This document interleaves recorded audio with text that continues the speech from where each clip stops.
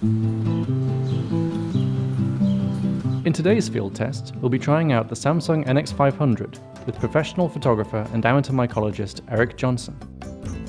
With Eirik, we'll take a trip into the forests of Washington State in the search of edible mushrooms, capturing some scenes along the way.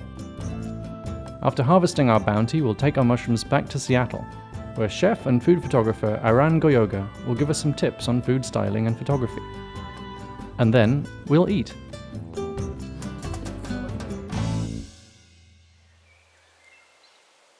So we're here with the Samsung NX500. I know you've had it for a few days. You brought a lot of lenses out with us today. And what kind of pictures are you planning to take today?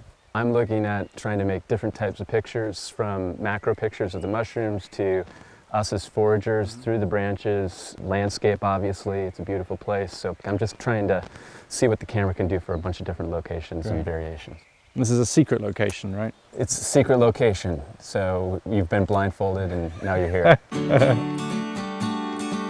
Eirik Johnson is a professional photographer focused on the impact of humans on the environment. Based in Seattle, he teaches photography at the University of Washington. His most recent work, the Mushroom Camp Project, explores the world of wild mushrooms, from the secretive ways of professional foragers to high-stakes mushroom auctions in Japan. He is an avid mushroom forager who spends many weekends in the woods with his friends and family. I haven't been mushroom foraging before. I like mushrooms, but I wouldn't know how to choose one that was going to kill me versus one that was going to make a good meal. I mean, what? You should never eat anything that you can't identify positively. That's a good rule for life. And if it's moving, don't pick it. Okay. The Samsung NX500 is a mid-range interchangeable lens camera. It offers a lot of the same still and video features as its high-end cousin, the NX1, but in a smaller and considerably less expensive body. Compared to the NX1, the NX500 lacks a built-in viewfinder, and its maximum frame rate is slower at 9 frames per second compared to 15. Importantly though, the NX500 inherits the NX1's very capable autofocus system and 28 megapixel APS-C format sensor. Both cameras can shoot 4K video, but footage is cropped by 2.4 times when shooting in this mode on the NX500. Ergonomically, the NX500 is a mixture of the classic and the modern. A good range of external controls makes it a pleasure to shoot manually, while a very responsive touchscreen makes it easy to adjust settings. Are we near there yet? Nope. So we just found our first chanterelle. I'm kind of interested in this macro lens. It's got some image stabilization, which sounds pretty cool under these low light conditions. What I like to do is to simply cut it at the bottom of the stock as close as you can. That way, all of the chanterelles that are around here, they'll continue to come up, keep coming back to this spot. The chanterelle, one of the things I love about it is it's got this beautiful color which stands out. This looks like, yeah, it's fall, it's gold. Let's pick this thing and eat it, you know? The NX500's multi-mode hybrid autofocus system uses phase detection and contrast detection, which allows the camera to focus quickly and accurately even in low light conditions. A total of 205 phase detection AF points covers 90% of the imaging area, so subjects can be tracked across a wide area of the frame.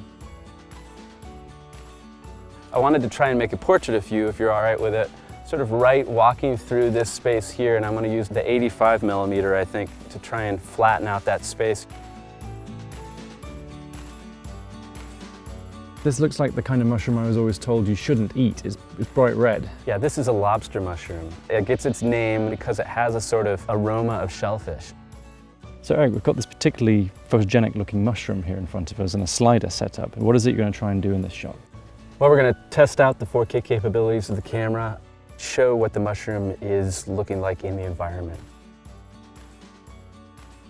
The zoom focus function is really pretty handy. I can really get in on the edge of my focus, that part of the mushroom, and see it, and then pull back to see the overall shot. So how are you finding the camera? I've really enjoyed using it so far. It's a lot more lightweight than what I'm typically used to carrying in the field, and so even with this big 85mm lens on there, hanging around my neck with a bucket full of mushrooms, it's been pleasant so far. I'm able to take a lot more photographs. The screen's awesome, so I'm able to see things really quickly. It's really bright. Mushroom hunting, you're down on the ground a lot. You're seeing things from a much lower perspective. So this camera is awesome because it sort of replicates that experience, that perspective. All right, Eric, we have an incredible haul of mushrooms here, and I think we have a lot of pictures between us too. So what happens next? Next, we're gonna hopefully take them to get cooked by somebody that knows a lot better what to do with them than I do. The following day, we headed down to Pike's Place Market to do some shopping with chef, food stylist, photographer and blogger Aran Goyoaga. Brought up in the Basque Country in Spain, Aran has a lifelong fascination with food and cooking. Her studio doubles as a fully functional kitchen, and tonight we'll be cooking, taking photographs and hosting a small dinner party. Well, Aran, thank you for welcoming us to your kitchen studio. What do you normally do in this space? So I host workshops, I host other photographers, I do cookbook shoots, restaurant shoots, so things that are all around recipe development and food styling and photography. I was trained as a chef. I think I have a very special relationship with food, and photography is just a medium. It really is very natural. There's no tricks. It's just about cooking, representing food in a very organic way, as you would eat it as it's cooked. Okay, so we've got the lobster mushrooms and the chanterelles that we foraged. Talk us through the shoot. How's it actually going to go? We're going to photograph the mushrooms in their raw state, and then we're going to do a little bit of shooting the process of cooking. We're going to do some still lifes of the actual finished dishes, and then dinner. Mushrooms are pretty slow moving, but not when they're being chopped and prepared for the table. I took this opportunity to try out the NX500's fast capture rate of 9 frames per second. The only downside to this feature is the very limited burst depth in RAW mode, but switching the camera to JPEG means you can shoot extended bursts without hitting the buffer. Here we have a marble piece that's kind of cool colors, and these are warm colors. There's got to be something kind of in between to bring those two tones maybe together. Maybe a little fabric that would soften it. And then I think a macro lens would be the ideal for this, just because you can get all the ribs and details right there and the shadows. Well, I think that's cool. That looks great. Thank Yeah. you very much. After shooting the raw ingredients, Aran worked to prepare the first course, a chanterelle soup garnished with herbs, microgreens, and a splash of walnut oil. Moving quickly, we set up some still lifes of the finished dish before it got cold. Watching Aran work was fascinating. Most photographers think much more about what is in the frame than they do about tone and colour. But Aran's compositions are untraditional and rely on the subtle play of tones in the food and the surfaces on which it is placed. Good food photography makes you want to eat, but Aran's clean, stylish work also sells a lifestyle.